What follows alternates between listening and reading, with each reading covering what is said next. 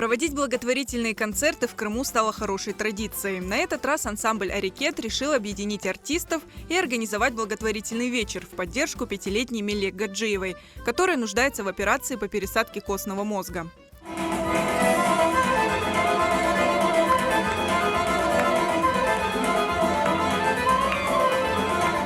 Зрителей ждала встреча с любимыми артистами крымско-татарской эстрады. Они исполнили полюбившиеся хиты и новые композиции.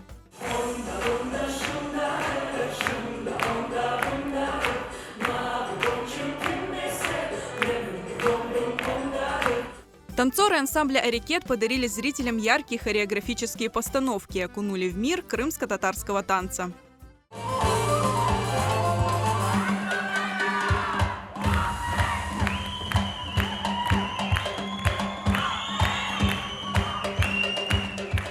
Очень положительные эмоции, чох сагылныз. Я очень рада, что есть такие благотворительные мероприятия, пусть никто не болеет. Мы приехали из города Саки, это детский сад Ляле, мы все собрались, вот все сотрудники. Мы воспитываем детей, любим их, и такой концерт считаем, что очень правильным, посещение таких концертов. Мелек, мы желаем здоровья. Концертны пек бегенді, қызлармен топлашып, дінледік, бақтық. Бұл мересімдер чоқча олмақ керек, мен білейім. Ве Мелеке хави сағлық тілейім, әршеуді яқшы олсын. Я очень вдохновлен.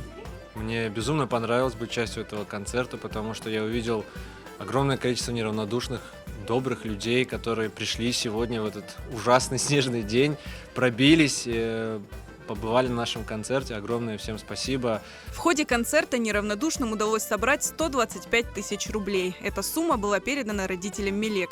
У пятилетней Мелек Гаджиевой редкое генетическое заболевание крови. Болезнь постепенно разрушает организм ребенка.